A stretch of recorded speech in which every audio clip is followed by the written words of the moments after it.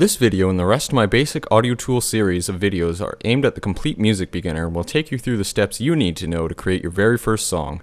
By the end of this video, you'll know what different drum elements are, how to program a drum loop, and how to build on that drum loop to make it more interesting.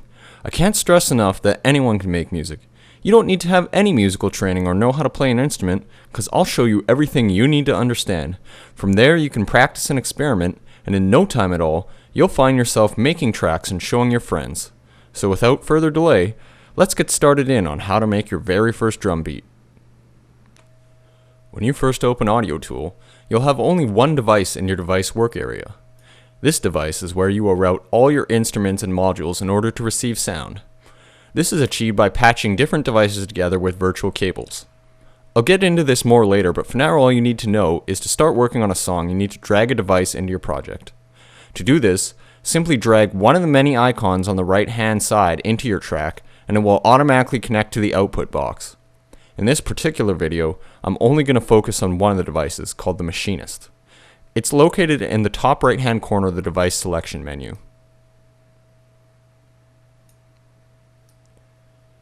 Now that it's been added, let's move on to the next part.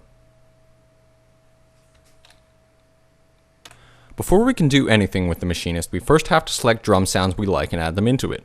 This is achieved by clicking on the waveform triangle in the category selector for your devices. You will then see a big list of sounds come up in a browser on the right hand side and a bunch of nouns and adjectives which you can use to sort the list into the type and kinds of sounds you want to select. In this case, we will want one-shot sounds that are drum sounds, so I will select both of those. The browser list will then take a moment to refresh and sounds that match your options will show up. Now at first, the names of the files may not make too much sense to you, so here are a few abbreviations you should familiarize yourself with. There are three main categories of drum sounds you should get to know. BD stands for bass drum and is a low thudding sound. This is the electronic equivalent to hitting the floor pedal of a drum kit for your bass kick. Bass drums are also sometimes listed as kicks. SN stands for snare and is a short, mid-range thwacking sound.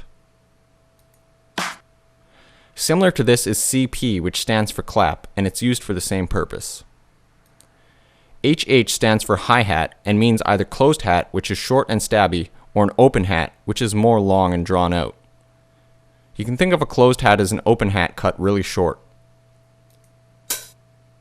By combining these three types of sounds together, you will have a basic drum kit. Of course, if you know anything about real drums, it all translates over into an electronic sense, in terms of naming and functionality.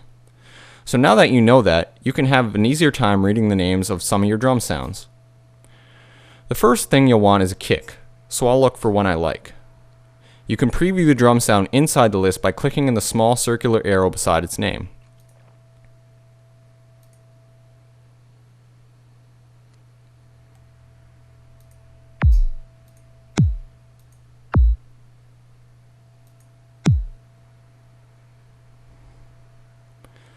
Once you find one that sounds good, click and drag it from the browser menu into one of the 9 slots on the main area of the Machinist. Repeat this process using the subsequent slots with both a snare or clap and a hi-hat. Do note that hats qualify as perk rather than drum in the type selection, so you'll need to change the filter accordingly to find them.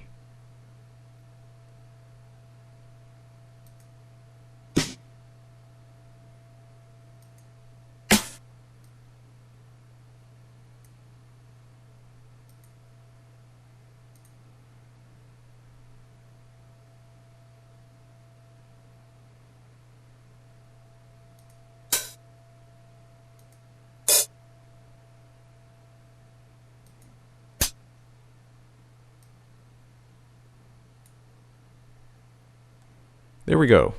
Let's move on to the next step. Hit the play button on the bottom of your screen to start playback and start clicking in the grid to the right of your drum samples. Clicking in a square will either add or remove a square from the drum matrix.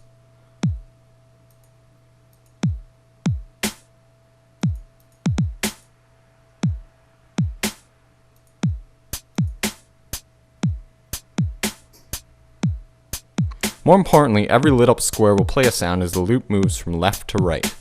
As well, to understand the timing of the programming better, know that the 16 slots represent 16th notes of a beat. One loop iteration, or bar as it's more commonly known, will be comprised of 16 steps represented by the numbers 1 through 16 along the top part of the grid. Knowing this, let me give you a few pointers on how to place your notes sensibly. There are a few rules. The first rule, always have a kick play on 1.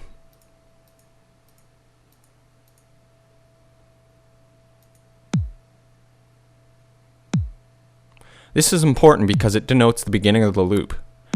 Having the kick start further down will displace the pattern right and throw off the loop's timing with other instrument tracks. The second rule, always put either 2 snares or claps on both 5 and 13, or 1 snare or clap on 9.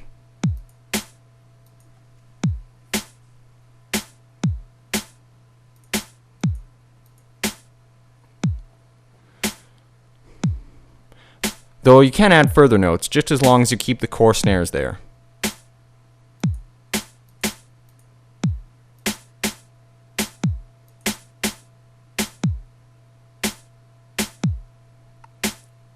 Lastly, don't put more than 5 or 6 notes on each track. This just keeps the drum beat flowing a lot more nicely, with lots of room for other elements. Keep in mind that while these rules are not always true, I'm telling them to you to put you on the right track. So keeping all these things in mind, let's finish up our loop. Feel free to play around until you have something interesting that you like.